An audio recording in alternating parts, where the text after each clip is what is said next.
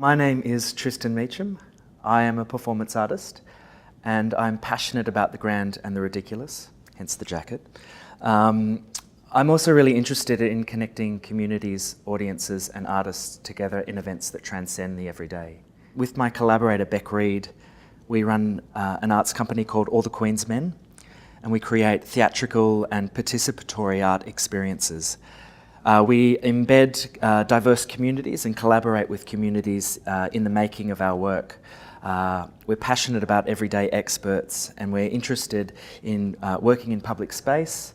We're interested in representing different communities, and we're also interested in ways of showing the world. We are probably most famous for a work called Fun Run that's been touring internationally of late, which is really exciting. But Fun Run is an event, a performance spectacle in collaboration with the local community in a public space. The work, over the course of 5 hours, this chubby frame attempts to run a marathon on a treadmill, and every 5 or 10 minutes we invite a local community group, usually from a physical or a sporting background, to perform on stage. We spend a number of months in the lead up to the event curating a representation of that site with different community members.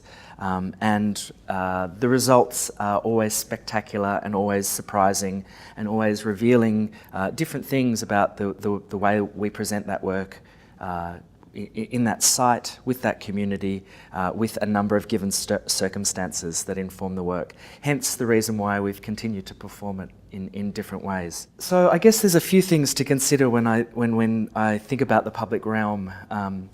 I'm interested in the challenge of presenting work in a public space simply because I'm interested in connecting with an audience that sits outside of an informed art crowd. I'm interested in connecting with an audience that is diverse and has a multiplicity, and I'm interested in connecting with a large audience as well.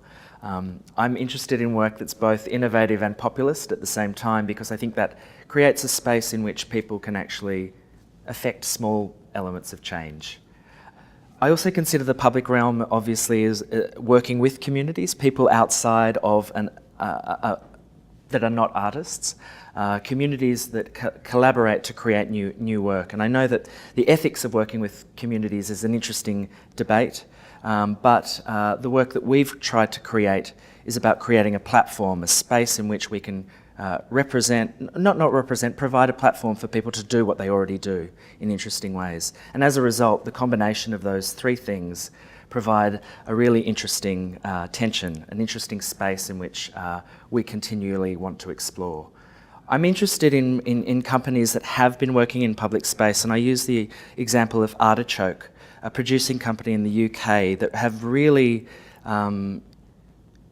shaped the way of using large-scale performance in public space as a way of reimagining site, reimagining city, and reimagining potential.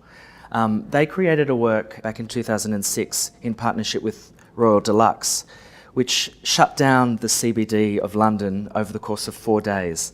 And for me, this is a really powerful example of how art can actually shape or change the way we view public space.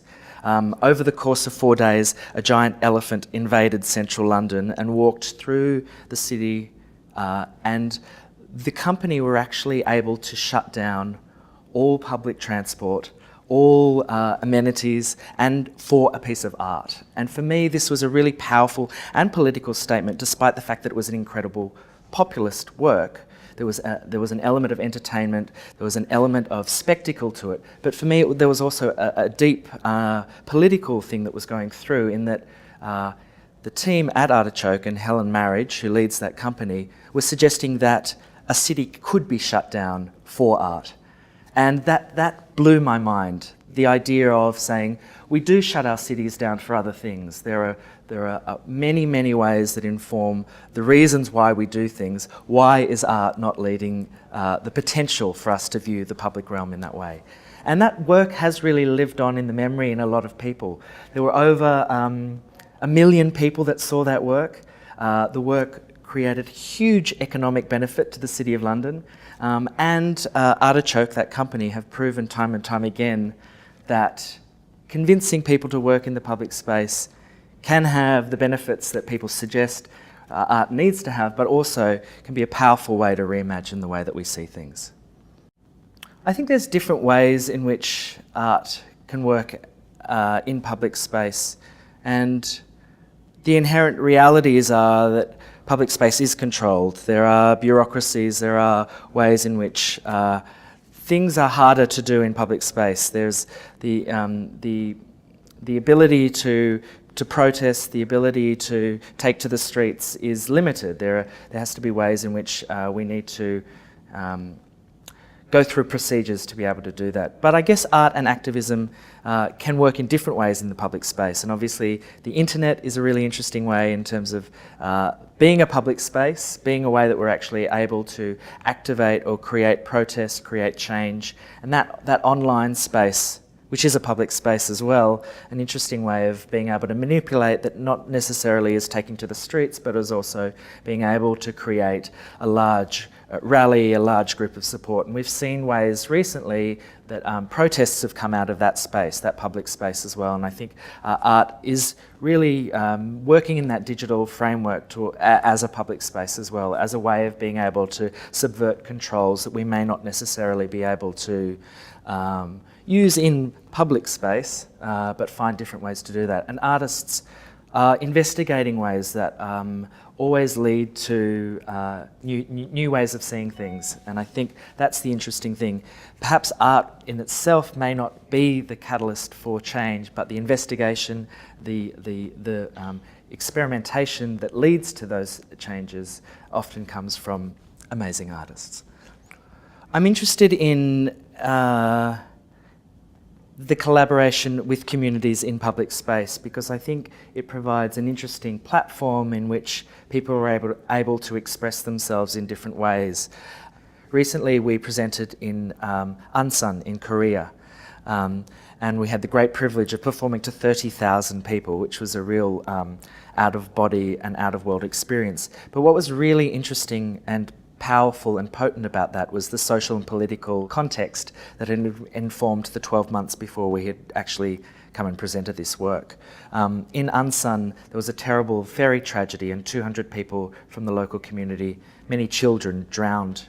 And over the 12 months, this incident was not investigated and not properly dealt by the government at the time, and it really had created a scar, and still obviously one that was needing to be healed.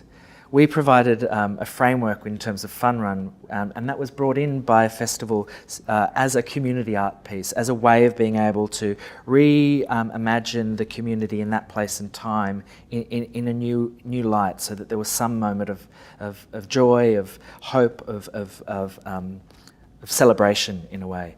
And that actually, the combination of those three things, of community, of the terrible tragedy that had informed it, and also performing in public space, meant that work and that time, which we were just providing a platform, completely changed the way that we were able to view and create that work.